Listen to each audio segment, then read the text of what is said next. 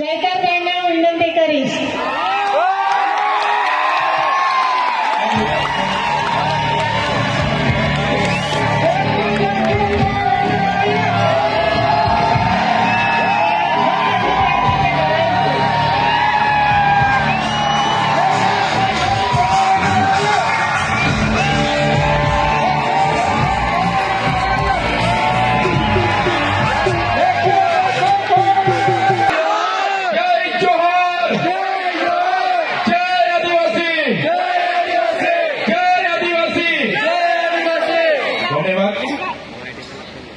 મહુવા આદિવાસી પંચ દ્વારા આયોજિત સાંસ્કૃતિક કાર્યક્રમમાં આજે અહીંયા ધારાસભ્ય આપણા વડીલ એવા મોહનભાઈ મારા અહીં ઉપસ્થિત સમાજના તમામ કર્મચારીગણ, તમામ પદાધિકારીગણ અને દૂર દૂરથી આજના કાર્યક્રમને નિહાળવા માટે અહીંયા ઉપસ્થિત થયેલા તમામ વડીલો, મુખીઓ, સરપંચો, તમામ યુવાનો, માતા બહેનો, મીડિયાના મિત્રો, ઇતિહાસકારો એવું કહે છે કે આજથી લગભગ 50 થી 60 લાખ વર્ષ પહેલા ધરતી પર જીવસૃષ્ટિની શરૂઆત થઈ હશે. ઇતિહાસકારો એવું માને છે કે વ્યક્તિ માનવની શારીરિક અને માનસિક રીતનો વિકાસ લગભગ આજેથી 40 થી 50 વર્ષ પહેલા પૃથ્વી પર થયો હશે. આ પૃથ્વી પર ધીરે ધીરે જ્યારે માનવ આદિમાનવ તરીકે જંગલમાં ભટકતું જીવન ગુજારતો હતો, કંદમૂળ ખાય, વન્ય પ્રાણીને શિકાર કરીને ખાય, વનફળ ફળફળાદી ખાય, એ પ્રકારનું જ્યારે ભટકતું જીવન જીવતો હતો ત્યારે ધીરે ધીરે ધાન્યની શોધ થઈ, અગ્નિની શોધ થઈ અને પોતાના પરિવાર સાથે સ્થાયી થયો. ખેતીની શોધ થતાની સાથે નાના નાના કબીલામાં સ્થાયી થયો અને કબીલામાં સ્થાયી થતાની સાથે સાથે તમે જોયું હશે આદિવાસીનો ઇતિહાસ એવો કહે છે કે ખૂબ જ આદિવાસી કબીલાઓમાં પ્રકૃતિ સાથે રહીને જીવનારો સમાજ, આદિ અનાદિ કાળથી જે વસનારો સમાજ, જેને આપણે મૂળ માલિક કહીએ છીએ, એ આદિવાસી સમાજ એ શાંતિપ્રિય પ્રકૃતિના સાનિધ્યમાં જીવતો હતો. એ સૂર્ય, ચંદ્ર, ગગન, વાયુ, નીરને પૂંજતો હતો. નદી પૂંજે, પહાડ પૂંજે, પેડ પૂંજે, વન્ય પ્રાણીને પૂંજે. એના પ્રકૃતિના આરાધ્ય દેવ હતા. સાથીઓ, ધીરે ધીરે ધીરે ધીરે બહારના લોકોના અતિક્રમણો થયા. આપણે ઇતિહાસમાં જે પણ લોકો ઇતિહાસ ભણ્યા છે એમને ખબર છે, આર્યો આવ્યા, હોણ આવ્યા, ડચ આવ્યા, શક આવ્યા, બાદમાં મુગલો આવ્યા, અંગ્રેજો આવ્યા, ફ્રેન્ચો આવ્યા, પોર્ટુગીઝો આવ્યા અને જે લોકોની સંસ્કૃતિ સભ્ય સંસ્કૃતિ તરીકે જેમને આખી દુનિયામાં પોતાની સંસ્કૃતિને ઊંચી માને છે એવા લોકો આપણા દેશમાં અતિક્રમણ કરીને આવ્યા અને આપણા જે રાજા રજવાડાઓ, કબીલાઓ હતા, આપણા સરદારો હતા, એમની સાથે ઘર્ષણ થયા, યુદ્ધ થયા. ઇતિહાસ એવું કહે છે કે આપણો સમાજ ત્યારે સ્વાવલંબી હતો, સ્વતંત્ર હતો, સંવેદનશીલ હતો, શોષણ મુક્ત હતો.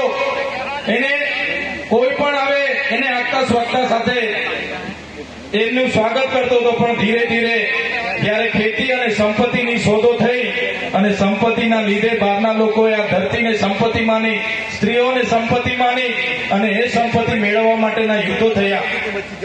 અનેક લોકોએ આ વિસ્તારોમાં શાસન કર્યા. તમને ખબર હશે 500 વર્ષથી પણ વધારે મુગલોએ શાસન કર્યા. છેલ્લા 200 વર્ષ આપણે બધા જાણીએ છીએ અંગ્રેજોએ શાસન કર્યા અને તેની સામેના અનેક જંગો થયા. જ્યારે દેશને આઝાદીની જરૂર પડી ત્યારે તમને ખબર છે આપણા પૂર્વજોએ પણ ઘણા બધા યુદ્ધોમાં સહભાગી બન્યા. તમને ખબર હશે મેવાડના જ્યારે મહારાણા પ્રતાપજી ત્યાં લડતા હતા, એમની સાથે પણ રાજા પૂંજા ભીલ ની આખી સેના હતી. હલ્દી ઘાટીનું યુદ્ધ થયું, હલ્દીબાઈની આખી સેના હતી.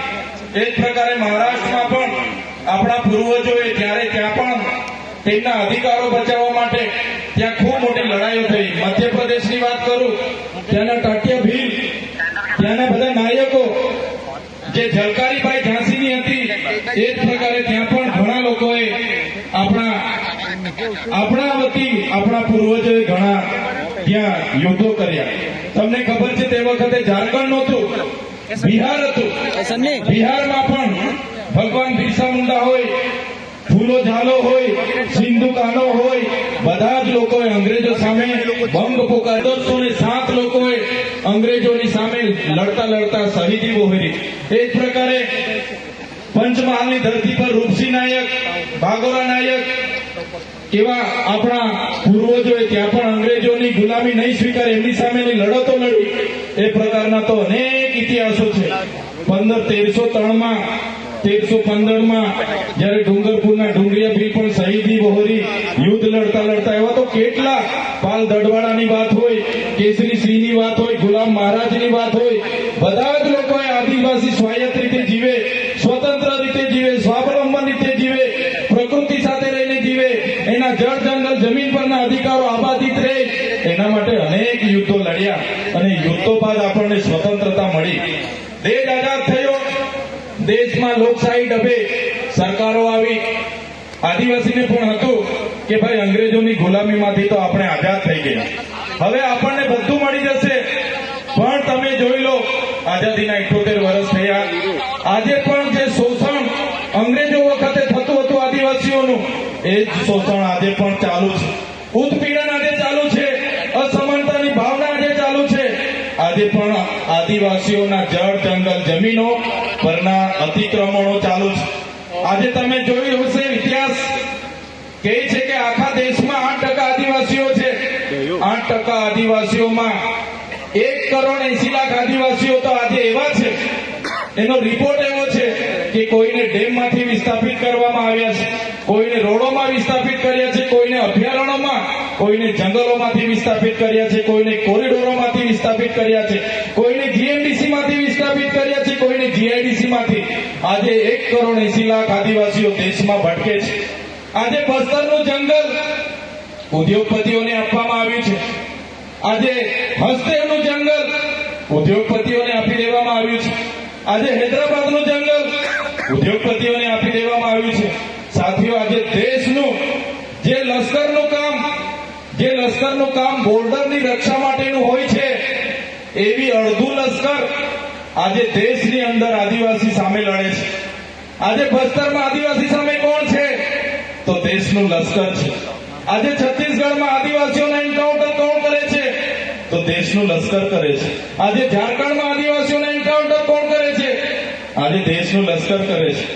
તો સાથીઓ, જે અમે વાત કરીએ છીએ, કહેવાનો મતલબ, આજે કોર્પોરેટ જગતની નજર આપણા જંગલો પર છે, આપણી જમીનો પર છે. દેશ આઝાદ થયો પછી આપણને બધાને હતું કે આપણી સાથે પણ ન્યાય થશે, પણ ન્યાય થયો નથી. દેશમાં વૈશ્વિકરણ આવ્યું, ઔદ્યોગિકરણ આવ્યું, ઉદારીકરણ આવ્યું, અને બહારના ઇન્ડસ્ટ્રીયલના લોકો આપણા દેશમાં આવ્યા, અને દેશમાં એ લોકોએ વાયદો કર્યો, રોજગારી આપીશું. અને આજે મશીનરીથી આખી કંપનીઓ ચાલે છે. આજે એઆઈ નો જમાનો છે. આજે એઆઈ ના જમાનામાં કોઈને રોજગારી આપવા નથી વિચારતું. પોતાનો વકરો થાય, પોતાના ફાયદા થાય, એના માટે આજે આખો દેશના ઔદ્યોગિકરણ લોકો વિચારી રહ્યા છે. તો સાથીઓ, આપણે બધા અહીંયા મોટી સંખ્યામાં ઉપસ્થિત થયા છે. આપણા સમાજના વડીલો, મુખીઓ, સરપંચો, યુવાનો, ભણેલા ગણેલા ડોક્ટરો છે, એડવોકેટો છે, ક્લાસ 1 અધિકારીઓ છે. આજના મંચ પરથી અમારે કોઈ વિશેષ વાત કરવાની રહેતી નથી. અમારે તો શીખવાની ઉંમર છે. અમે તમારા જેવા ઘણા વડીલો પરથી શીખવાના પ્રયાસો કરીએ છીએ. પણ જે આપણા સમાજની ચિંતા છે, એ આપણે બધાએ કરવી પડશે. આ મંચ સાંસ્કૃતિક મંચ છે, સાંસ્કૃતિક કાર્યક્રમો આપણે નિહાળવાના છે. પણ સાથીઓ, આજે પણ આદિવાસીને સંવિધાનિક જે અધિકારો મળ્યા છે, આર્ટિકલ 244 અંતર્ગત આપણો વિસ્તાર અનુસૂચિ 5 માં આવે છે. આઝાદીના 78 વર્ષ પછી પણ આજે અનુસૂચિ 5 લાગુ નથી. આપણે કહીએ છીએ પેશા એક્ટ 1996 અહીંયા લાગુ છે. આજે કોઈ પણ જમીનનું સંપાદન કરવા માટે સત્તામાં બેઠેલા અધિકારીઓ પોલીસનો ઉપયોગ કરીને હાઈ ટેન્શન લાઈન જતી હોય, રોડ જતો હોય, ડેમ બનાવવાના હોય, કોઈની પરવાનગી લેવામાં નથી આવતી. બારોબાર એનું સંપાદન. જે પ્રકારે આસામ, મિઝોરમ, મેઘાલય, ત્રિપુરામાં આર્ટિકલ 371G371F અંતર્ગત અનુસૂચિ 6 લાગુ છે. ત્યાંના લોકો અનુસૂચિ વિસ્તારમાં કોઈની પણ ગ્રામ સભાની પરવાનગી વગર કોઈને પણ પ્રવેશવા નથી દેતા. લોકો અનુસૂચિ 6 માં આવે છે ત્યાંની કોઈ પણ ગામની ગામ સભાને એટલા પાવર છે કે આજે પણ લોકો કહે છે ને અનુસૂચિ 5 ના પેશા એક્ટમાં નો લોકસભા ના વિધાનસભા સબસે ઊંચી ગ્રામ સભા, પણ આજે પણ આપણી ગ્રામ સભાને પેશા એક્ટમાં જોગવાઈ છે, પણ આજે ગ્રામ સભાના એજન્ડા ગામનો સરપંચ બનાવી નથી શકતો, ગ્રામ સભાના એજન્ડા ગામનો મુખી બનાવી નથી શકતો. પોતાના ગામમાં શેની જરૂર છે, પોતાના ગામમાં પાણીની જરૂર છે, રોડની જરૂર છે, શિક્ષણની જરૂર છે, આરોગ્યની જરૂર છે, એ એજન્ડા આપણા ગામમાં કોઈ નક્કી નથી કરતું. આજે ગ્રામ સભાના એજન્ડા ગાંધીનગરના 80 ચેમ્બરોમાંથી આવે છે.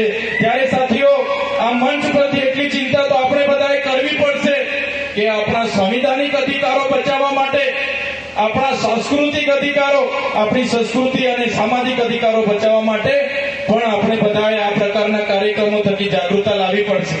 સાથીઓ, તમને આ મંચ પરથી એક નાની વાત કરીને મારી વાણીને હું વિરામ આપીશ.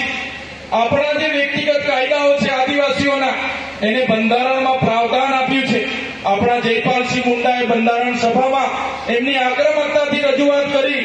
એ જયપાલસિંહ મુંડા બંધારણ સભાના સભ્ય હતા.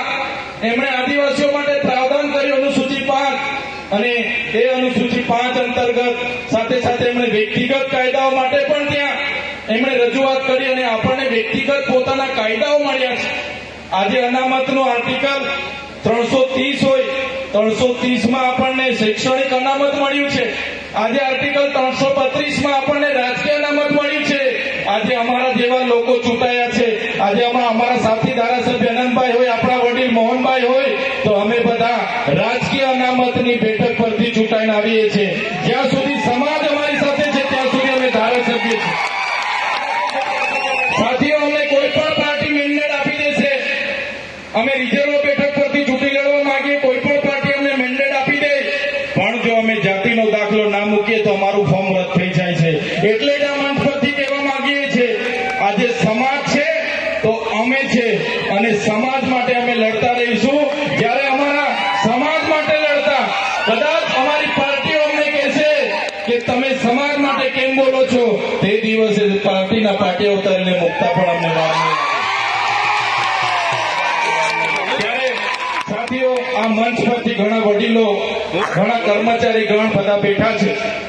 આપણી પરંપરાઓ, આપણી સંસ્કૃતિ, આપણી રીત રિવાજ, આપણી જન્મની વિધિ, લગ્નની વિધિ, મરણની વિધિ, આ બધું સચવાશે તો જ આપણું અનામત સચવાશે અને આપણા સંવિધાનિક અધિકારો લાગુ થાય, આપણા સામાજિક અધિકારો બચે, એના પ્રયાસો બધા કરતા રહીશું.